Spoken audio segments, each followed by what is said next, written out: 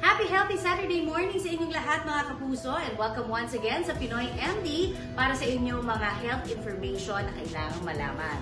And siksik na naman tayo sa mga impormasyong pangkalusugan kaya unahin na po natin ang nakilala nating isang lalaki na meron daw sing laki ng santol na bato sa kanyang abdo. Ang tanong, ano nga ba ang dahilan niyan at paano ito maiiwasan? At eto ba, kikilalanin natin ang isang kapuso na sobrang galing sa paglambitin at pagsali sa mga obstacle course.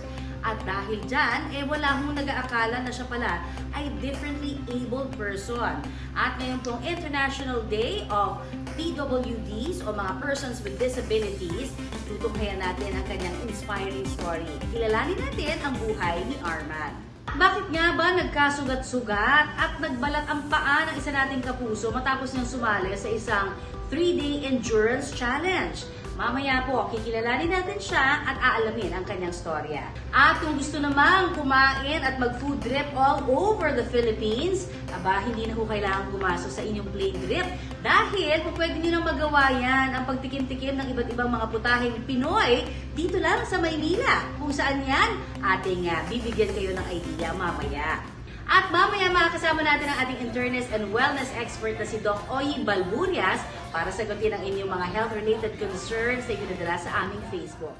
And we're back dito pa rin po sa Pinoy MD at hawak ko na sa aking kamay, syempre, yung mga pinadala ninyong tanong sa aming Facebook, no? Kaya eto na at handa na rin syempre ating wellness expert and internist na si Doc Oyi Balburias. Good morning, Doc! Good morning, Connie, at good morning po sa ating mga kasamang nanonood ngayon, ating mga kapuso. Unahin na natin, Doc, ang tanong ni Heart Gold.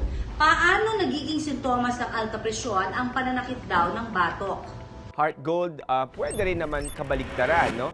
Pag mataas ang blood pressure mo, pwede, pag masakit, no? Pag may sakit, pwedeng maging sanhi din ng pagtaas ng iyong blood pressure. But ang dahilan nito, of course, dito sa ating batok, no, diyan ay merong mga ugat, no, na maaaring naiipit at kung mataas ang ating presyon, no, ito ay magdudulot ng pressure doon sa mga ugat na yon, lalo na kung sobrang taas ng ating blood pressure. Kaya other way around, pwedeng cause and effect siya, no? So pwedeng pag merong matinding sakit doon sa parte ng batok natin, magdudulot ng pagtaas ng ating presyon. The other way around din naman, ang pagtaas ng masyadong mataas na presyon or blood pressure ay pwede rin magdulot ng pain dahil nga doon sa mga structure na nandun sa ating batok. Thank you, Doc. And of course, ito naman ang susunod na question mula naman kay Jocelyn Sia. Kapag ba may heart enlargement, kailangan talagang operahan na, Doc? Jocelyn, ko ang ibig sabihin mo ng heart enlargement, ito ay may kaakibat na pagpalya ng puso or heart failure kasi alam natin na ang puso ay nagtatrabaho bilang isang bomba or pump, right? So, kung ang puso ay pumapalya na dahil nga ito at ito'y malaki na at nagdudulot ng tinatawag nating congestive heart failure, well, isa sa rekomendasyon nga dyan, lalo na kung grabe na yung congestive heart failure, ay heart transplant, kung yan ang ibig mong sabihin na operasyon. And of course, our next question. Ito naman, Doc, moving on mula naman kay Lorna Serramo. Okay? Normal lang ba yung pakiramdam ng palaging bloated? Sabi niya, posible ba daw na senyales kaya yan ng sakit kapag laging feeling bloated? Lormi, hindi yan normal, no? Lalo na kung ito ay chronic or pangmatagalan na or pabalik-balik. Lalo na kung ang bloatedness mo ay nangyayari o yung pagkakaroon ng sobrang hangin or gassiness sa ating tiyan, nagdudulot na ng konting sakit or ito'y nangyayari itong every time na ikaw ay kakain. No? Ano man ang sintomas na paulit-ulit tulad ng bloatedness, no, dapat natin itong imbestigahan. Maraming sanhi ito, merong mga seryosong dahilan at meron namang kailangan lang nating ayusin minsan ang ating pagnguya ng ating pagkain. Kasi alam mo, Lormi, ang maldigestion, no, or pag pumasok ang pagkain na hindi ito properly digested sa ating bituka, ito ay maaari magkaroon ng maldigestion na magdudulot din ng sintomas tulad ng bloatedness. And last but not the least, ang ating fourth question mula naman kay Marsha Calma. Delikado ba sa kalusugan ang hypokalemia o yung mababa yung potassium? Marcia, alam mo, ang hypokalemia, yes, tama ka, delikado yan. Maaring maging delikado, lalo na kung sobrang baba, no? So, kasi ang potassium ay mahalaga sa ating muscles, no? Of course, ang ating puso ay isang muscle. Ang mababang potassium or ang sobrang taas na potassium ay maaring magdulot ng seryosong komplikasyon tulad ng arrhythmia or irregular na pagtibok ng ating puso. Ang sobrang baba din na potassium ay maaari din magdulot ng sobrang panghihina ng ating mga muscles na minsan nakakakos pa ito ng paralysis. Kaya kung mababa ang iyong potassium, lalo na kung ito ay masyadong mababa, ito ay dapat maimbestigahan at dapat din itong mapalitan. Thank you so much, Doc! At syempre sa lahat po ng mga nagpadala ng kanilang katanungan, I'm sure nalinawan na kayo kahit paano nagabayan para sa tamang kalusugan. At syempre hindi pa tayo tapos dahil magbabalik pa rin po ang Pinoy MD. Ay, grabe.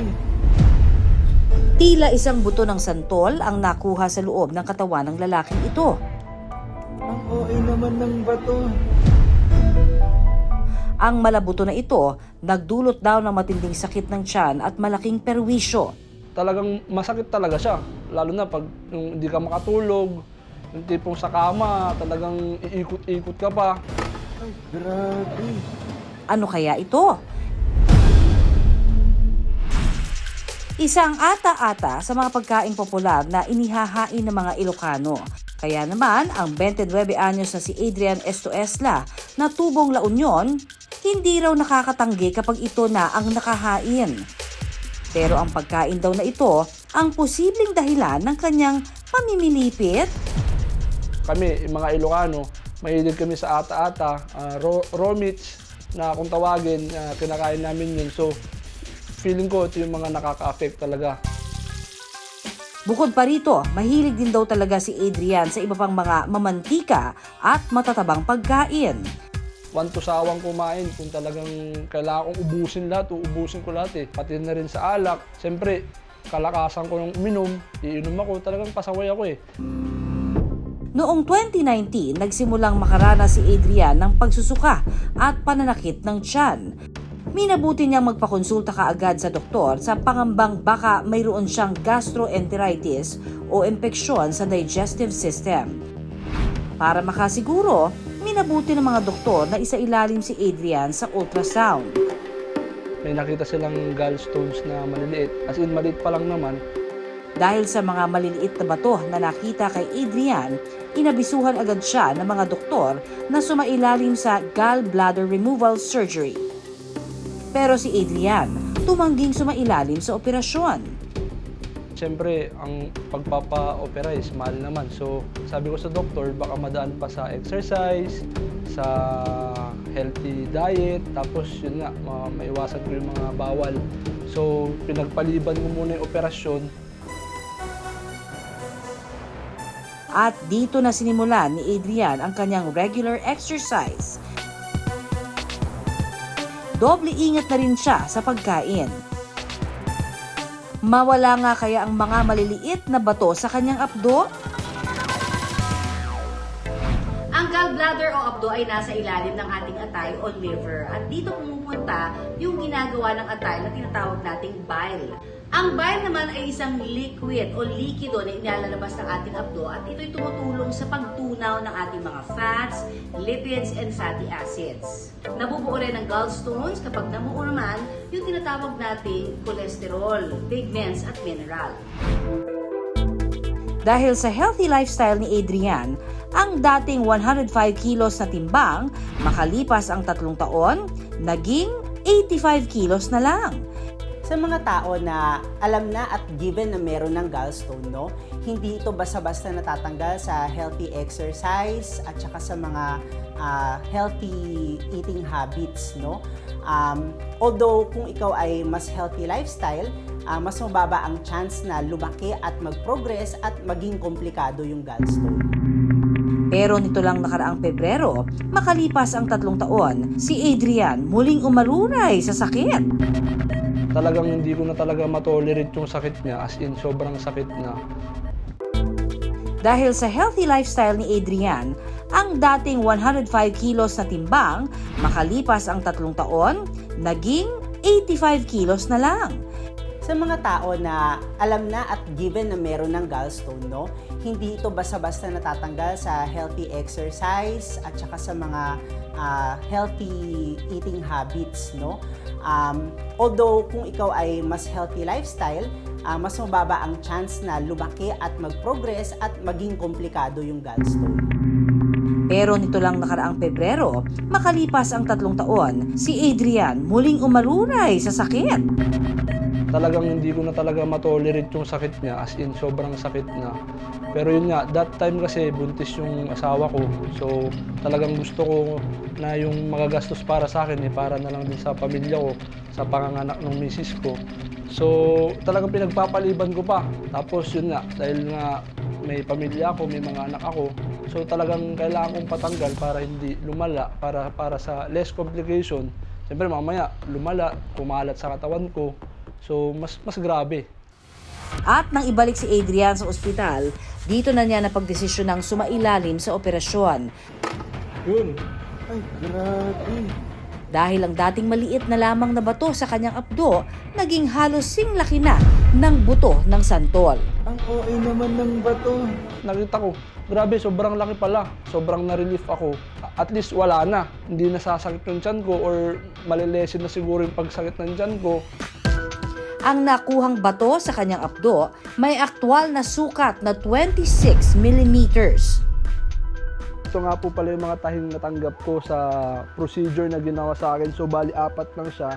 Makikita nyo maliit lang siya na butas kasi nga yung procedure na ginawa sa akin is laparoscopic cholecystectomy. So ito nga po yun. Yung procedure na ginawa, 4 lang na butas. Dito na nilabas yung bato. Pero papaanong nangyari na ang mga maliliit na gallstones ay lumaki na halos singlaki ng buto ng santol? Ang pamumuo at paglaki ng gallstone ay multifactorial. Merong factor ang kinakain ng tao, lalo na kung fatty, mataas sa kolesterol ang ating kinakain. Pero malaking factor din ang genetics at saka ang hormones ng isang tao.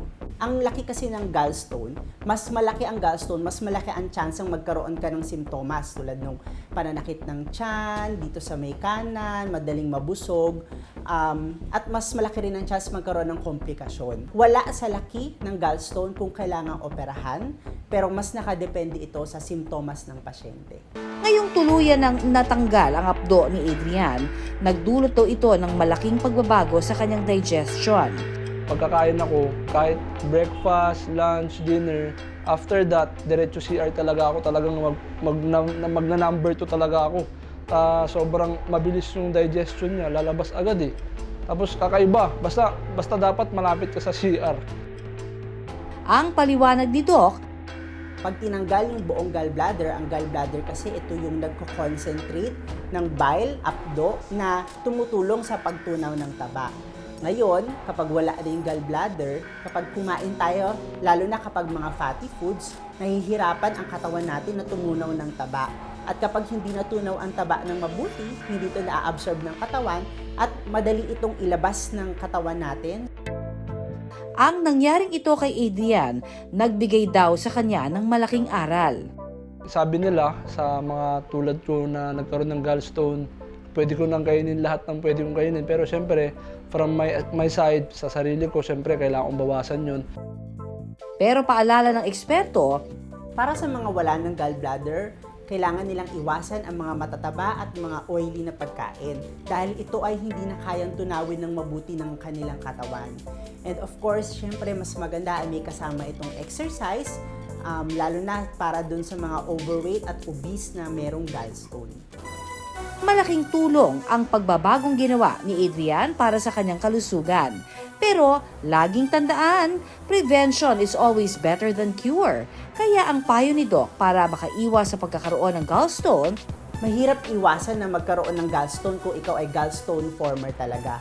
Ngunit for the general population, mas madaling makaiwas sa pagkakaroon ng gallstone kung iiwas tayo sa mga matatabang pagkain at saka pananatilihin nating mababa ang ating kolesterol. Kung tayo ay nagpapacheck up sa ating mga doktor at nakikitang mataas ang kolesterol, iinom ng mga gamot na pampababa ng kolesterol. kailangan nating maging wais at iwasan ang pagkain ng labis-labis. Para sa sakit, hindi tayo magtiis. Sa hinaba-haba ng paglalakad mo kada araw, napaisip ka na ba kung ano nga ba ang pinakamalayo mong nalakad? From Vastra Terminal hanggang sa Mines School ng anak ko. Hindi ako sanay maglakad kaya nakakapagod para sa akin. Yung alilakad from here going to Tungko, maybe 10 or 11 kilometers. Nakakapagod, masakit sa binte. Pinakamalayo ko pong nalakad ay wala pag-asa hanggang dito. Siguro mga 3 to 4 kilometers po yun. Ang tanong, game ka bang maglalakad ng mahigit sa 300 kilometro? Naku po, kamusta kaya ang paa mo?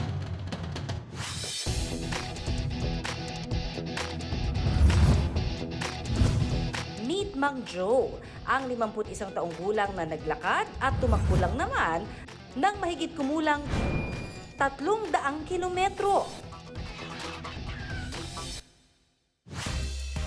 Si Mang Joe, laking Boracay. Kaya basta mga sports na pisikalan, hindi niya raw inaatrasan. Bodybuilding at dragon boat pa yan. Kaya, nang mapasabak noong 2014 sa takbuhan, ang long-distance running na ultramarathon, hindi niya inurungan. Nakita ko to sa mga TV, sa sport. Sabi ko, parang gusto ko tong sports na to. So, yun, parang nag-start ako sa sumali agad ako sa 24 hours sa Paatibayan. Doon ako nagsimula. Naisip ni Mang Joe ang mga ganitong sport. Mainam din para sa tulad niyang galing sa pamilya ng mga may high blood. Sa father ko, kapatid ng father ko, yung mga high blood. Doon ko na-realize na, at ang sabi ng doktor na kailangan mo mag-exercise, kailangan mo talaga yung sarili mo, hindi lang iasa lahat sa gamot. At the same time, wala namang pambiling gamot. So sabi ko, exercise talaga yung kailangan. Pero hindi lang daw ito basta-bastang takbuhan, ha? Hindi ko naisip yon, ang iniisip ko, yung gusto ko yung gagawin yung sports na yon. Tapos nung nagawa ko na yon, doon ko na-realize na hindi pala madali. Yung stamina endurance mo, yung hindi pa ba ready. Pero ang sumubok daw sa tibay ni Mang Joe, ang Endurance Challenge Philippines Ultramarathon nito lamang Oktubre, kung saan sa loob ng 88 hours, kailangan niyang makarating mula Banawe hanggang Luneta. May layo itong 216 miles o mahigit 340 kilometers. Isa si Mang Joe sa 10 tumanggap sa hamon. Matira, matibay. Si Mang Joe, laban kung laban. Pero habang nasa gitna ng karera, inabutan sila ng bagyo. Tuloy pa rin yung run namin, yung takbo namin, hanggang sa may Nueva Vizcaya. So, 3 days yun na parang sinagasa namin yung ulan ng bagyong Paeng. Kaya doon nagka-problema yung paa ko. Yung baha talaga na galing sa bundok, talagang bumababa sa kalsada. Nilulusong namin yun. So basa talaga yung paa ko, basa yung medyas ko. Mula 10, 5 ang sumuko. Pero si Mang Joe tuloy sa paglakad at pagtakbo. Hanggat kaya ko pa, hanggat kayang hihakbang ko pa, yung wala pang problema sa tuhod ko, na kaya ko pa namang ilalakad ko talaga. Kahit gapang, gagawin ko yun para lang makarating sa finish line. Pero nang makarating sa Lamut Ifugao sa ikalawang araw ng karera, nakaramdam ng kirot sa kanyang mga paa si Mang Joe. At nang tanggalin niya ang kanyang mga sapatos,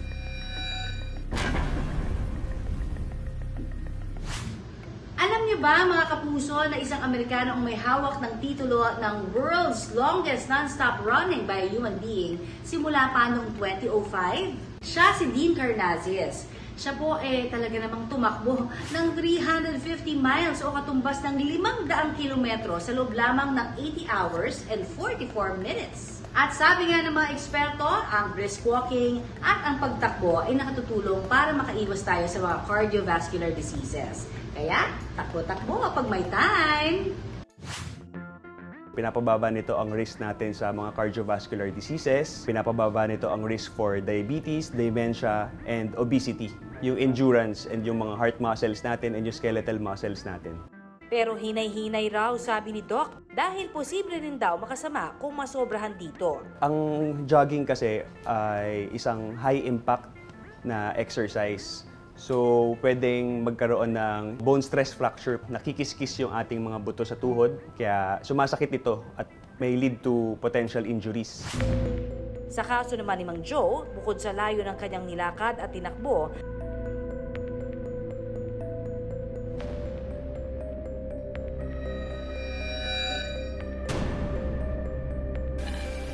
Slowly. Take it up.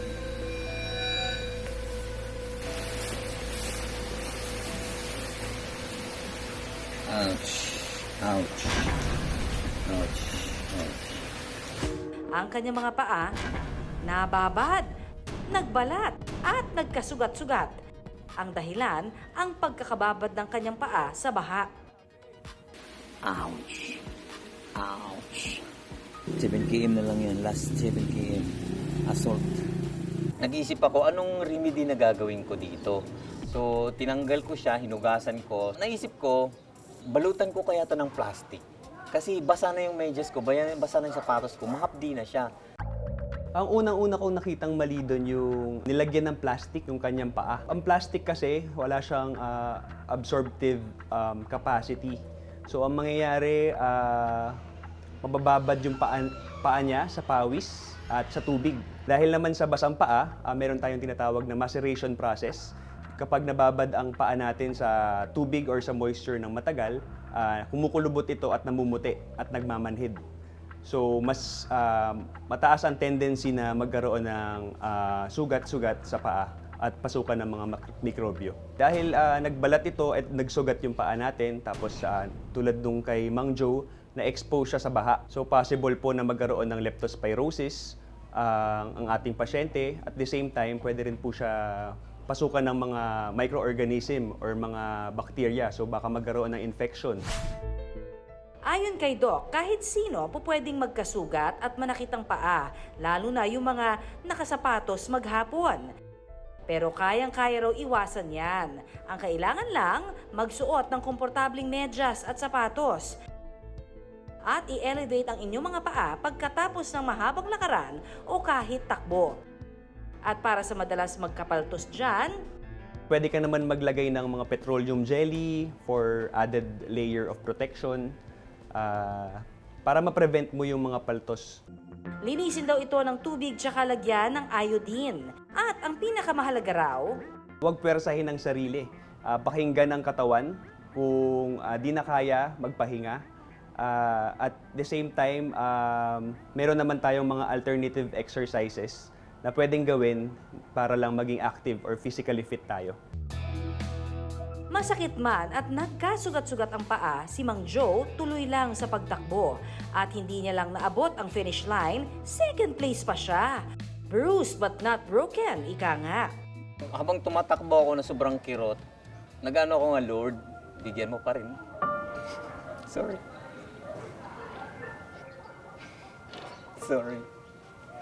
Na ano ba, yung... Siyempre wala naman akong... lakas ba kung hindi niya ako bibigyan ng lakas, ng energy?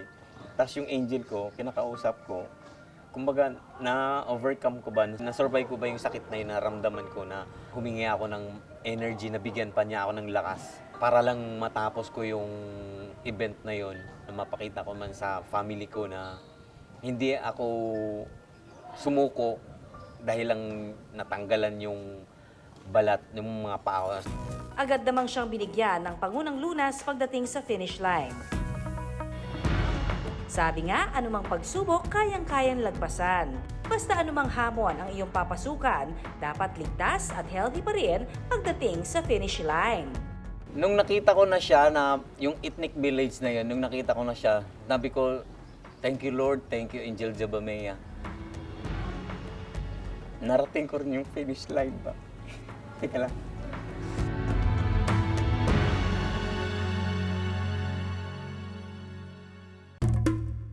Hindi man raw kailangan pang lumipad para matikman ang mga ipinagmamalaking pagkain ng Pilipinas mula Luzon, Visayas, at Mindanao.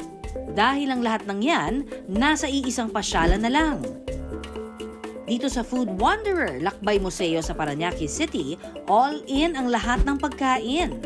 Sa makukulay na display pa lamang, tiyak na mabubusog ka na.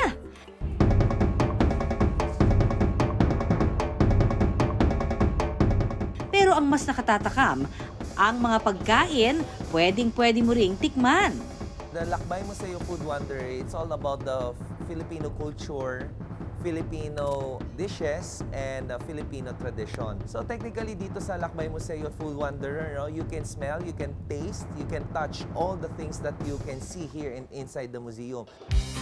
Awat muna sa mall dahil ang mga chikiting na ito sa museum muna ang gala kasama ang kanilang mga mommy.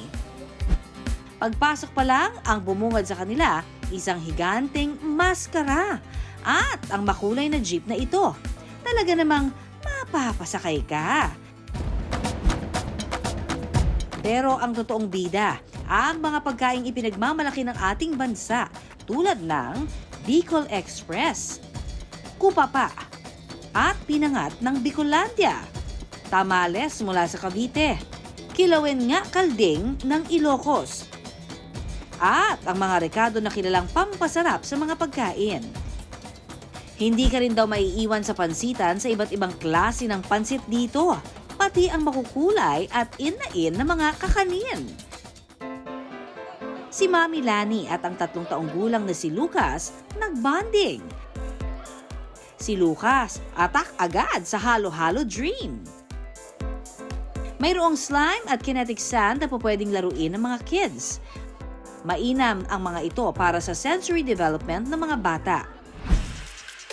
Ang isa pa sa mga interactive installations ng museo ay ang mga exotic na insekto o yung mga insekto na tanging sa ating bansa lamang makikita.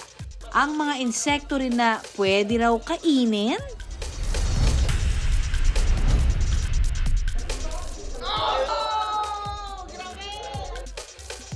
Ang iba, buhay at gumagalaw pa. Gaya ng superworms na ito. Habang ang iba naman, luto gaya ng black crickets na ito. Game kaya silang tikman ng mga insekto?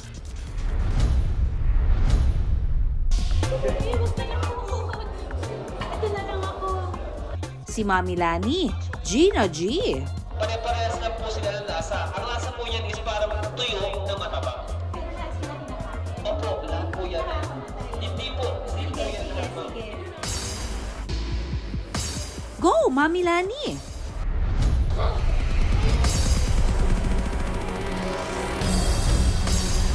Masarap siya. Lasa siyang green peas. Natakot ako kasi parang meron lang akong hindi doon kakainin, yung gumagalaw na worms. Kasi parang gumagalaw, parang buhay. So parang kakapit siya sa dila ko. Pero yung iba na talagang feeling ko malutong naman yung pagkakaprito, yun, sinubukan ko. Okay naman ako doon. May mga ilang lugar sa Africa at Asia na talaga namang patok ang pagkain ng mga insekto. Aba, sinasabi ko kasi nila na ito ay pwedeng pamalit, no, sa ating protein, vitamins and minerals and healthy fats. Agree ba kayo doon? Mataas po siya sa protina. Actually, meron po siyang content na mga around 35 to 40% ng fats or lipids. So, mataas po yun na magandang energy source din po. Kung ating susuriin din yung mga ibang insekto, mga crickets, ito po pwede rin siyang source ng fiber, ng iron, at kung ano pang mga protein-rich energy source. So, pwede po siyang alternative. Kaya lang kailangan natin i-consider yung mga possibility na pwedeng mag-choke o kung ano man disadvantage nito. Yung po kasing nasabi ko kanina na may protina, ito po ay maaari pong mag-cause ng mga allergic reaction. So, hindi po natin masabi kahit anong uri naman ng pagkain, maging exotic man o hindi. Isa pang paborito nating mga Pinoy, ang lugaw na perfect pampainit ng sikmura. Isa pa sa mga pupwedeng tikman sa museo, ang mga local delicacy na kakanin tulad ng biko at puto. Carbohydrates kasi, energy rich siya, magandang source po ng enerhiya, lalong-lalo na sa mga bata. Ito rin po ay source ng glucose, kaya po pati sa brain function natin, nakakatulong din po to dahil yun ang source ng energy. Sa kanilang kulinarya naman, yakang-yaka raw gumawa ng sarili mong kakanin. Magandang araw. Ngayon po ay tuturuan ko po kayong gumawa ng isa sa pinakapaborito nating Pinoy food delicacy na tinatawag nating bibingka. Ito po ay pasok na pasok, lalo na po ngayon ay magpapasko. Kitang-kita po natin ito sa mga simbahan tuwing simbang gabi po. Sa paggawa ng kanilang bibingka, kinakailangan lang ng kalahating tasa ng gata, 2 piraso ng binating itlog, tsaka ihahalo ang bibingka powdered mixture. Hahaluan din ng mantikilya, tsaka isasalang sa oven sa loob ng 15 minuto. Sunod na ilalagay ang itlog na pula as toppings. At muling ibabalik sa oven sa loob naman ng 10 minuto. At huling ilalagay ang makapuno at keso. At voila! Mayroon ka ng bake it yourself bibingka. Sa dami ng pupwedeng makita at matikman sa museum ito, parang nag-travel around the Philippines na raw si Mommy Lani at si Lucas. Kahit na hindi ka makapunta or malibot yung buong Philippines, parang nakita mo na rin yung delicacies, yung mga pagkain na nandun, tapos yung mga lugar. Aside from yung anak ko, nag-enjoy din yung ibang mga bata dito. Ako din, nag-enjoy ako. Everything is visual, everything is really nice to look at. Tapos yung experience talaga is really one of a kind. Bilang isang nanay, problema rin ni Mommy Lani kung paano papakainin ng masusustansyang pagkain si Lucas. Kasi syempre mahilig siya sa fast food. Medyo ma-junk food din siya. Nahirapan na ako pakainin siya ng vegetables. Dapat hindi natin binibigla ang bata. Unti-unti, tulad nga nung nabanggit ko, one type of food muna, and then we introduce another type of food after a few days para magkaroon sila ng pagkasanay. We usually encourage children to be involved. So we engage the child. Hayaan niyo po sila na kumain ng sarili. Meron naman po tayo na acceptable mess. Hindi naman po porket madumi ay masama na po ito. Because doon po sa mga pamamaraang yun, doon sila natututo. Sa lawak ng ating bansa, marami pang pagkain ang pwede nating tuklasin. I've learned that ang daming klase ng prutas, ang daming klase ng gulay na makikita sa Pilipinas. Well, aside from yung mga yamang dagat natin, dito, they get to have the experience of like holding the fruits and vegetables, ma-appreciate yon. Siguro, pwede, it may actually help them to appreciate eating naman those kinds of food. Ang mga ipinagmamalaki nating pagkain, iba't iba man ang pinagmulan, malaki ang ambag nito sa ating kasaysayan. Hindi lang nito pinagyayaman ang ating kultura, mayaman din ito sa sustansya. Sa social media, may mga nagpapatawa, may sumasayaw, at kung ano-anong gimmick. Mapasolo man o groupie, caring-carry. At maging ako, syempre, hindi magpapahuli. Sa sikat na mobile app na TikTok, kung liksi at pagiging flexible lang din daw ang pag-uusapan, ang sinasabing si Spider-Man, wala raw inaatrasan. Ako si Spider-Arman. Dito sa bayan ng Urani sa Bataan, natagpuan namin si Arman, na tila naghahanda sa isang panibagong laban. Dahil si Arman, madalas daw sumali sa mga obstacle course races. Nagsisimula pa lang ako pero gusto kong ma-achieve yung someday, balang araw, makalaban din ako sa ibang bansa. At marami pa kasing sport na gusto kong gawin. Katunayan, nito lang nakaraang Oktubre, nasungkit ni Arman ang 3rd place sa isang ninja obstacle course na kanyang sinalihan. Sa husay at galing ni Arman, hindi mo iisipin na isa pala siyang Person with Disability o PWD o yung differently abled o may ibang kakayahan. Kwento ni Arman, sa kanyang paglaki, unti-unti niyang napapansing nahihirapan siya sa kanyang paglalakad. Ang hinala ni Arman, tinamaan siya ng polio na posibleng naging dahilan ng kanyang kasalukuyang kondisyon. 6 years old, 7, na-realize ko na polio talaga ako kasi nag-aaral ako nung grade 1, nahihirapan na ako maglakad, tapos payat na yung mga binti ko. Pero hanggang ngayon, hindi pa rin daw siya nakapagpapatingin sa doktor. Pero kung ang tingin ng iba, balaki dito, nagkakamali kayo. Dahil para kay Arman, asset ito. Nagpapasalamat ako na nangyari sa akin to kasi kung hindi to, para sa akin, wala yung talent na determination na lumaban sa amon ng buhay. Mga ganun.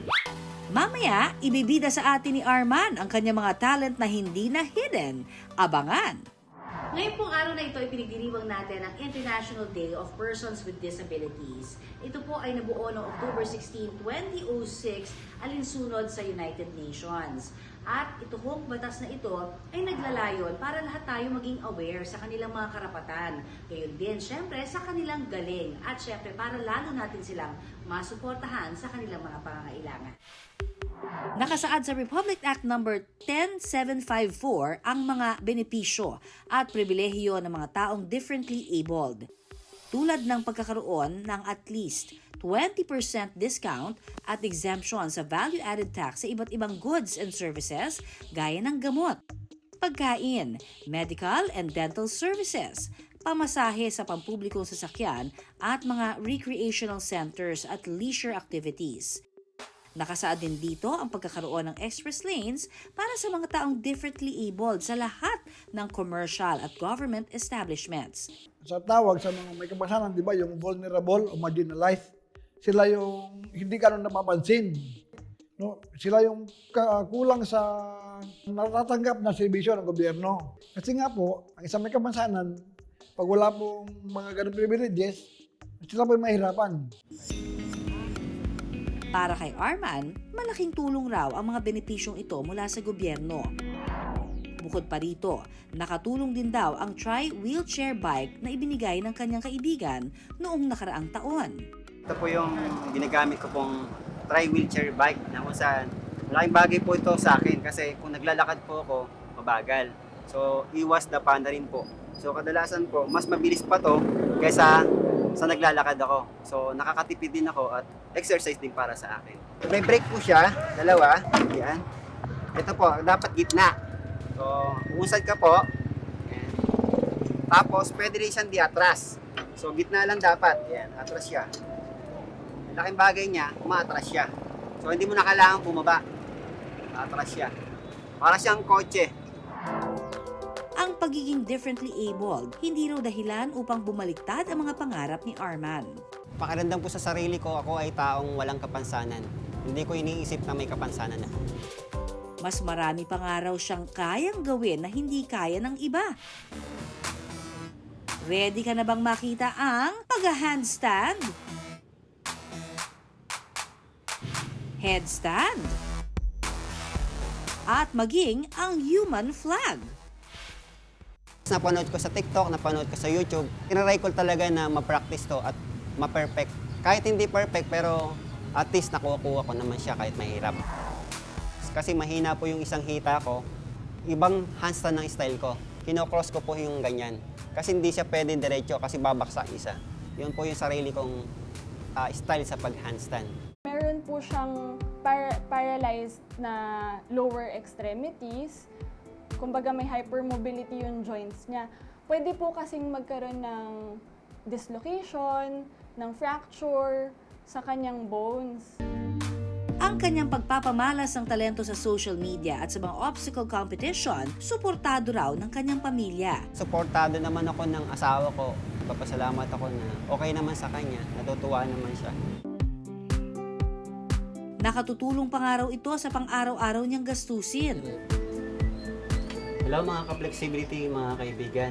Minsan kinakapos kami dahil wala naman akong trabaho. Diskarte ko lang din sa ngayon sa TikTok. Yan, pinapakita ko yung talent ko as flexibility na mga workout. Sa ngayon, may bagong laban daw na pinaghahandaan si Arman para matuklasan pa ang kanyang kakayahan. Yung paghahandaan ko yung mag-running ng gamit yung crutches. Kasi gusto ko pumasok sa mga Spartan kasi more running yan eh. Tapos obstacle. Hindi ako sanay masyado sa mga takbuhan. So kailangan ko ng crutches na pwedeng makatagal ako sa race na yan, na obstacle. Gagawin ko to hanggat masaya ako at ma-achieve ko yung gusto ko. Makalaban ako sa ibang bansa, Hindi naman kasi masamang mangarap. Sana nga matupad.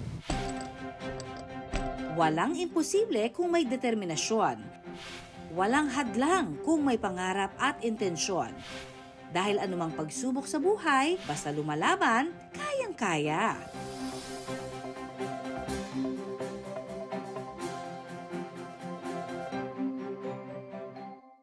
At mga kapuso, isang oras ng masaya at makabuluhang kwentuhang pangkalusugan ang ating pong natunghayan again this Saturday morning. Thank you sa inyong pagising na maaga. Ako po ang inyong kaagapay sa kalusugan, Connie Siso, nagpapaalala na isa lamang ang ating katawan, kaya dapat lamang natin itong pangalagaan.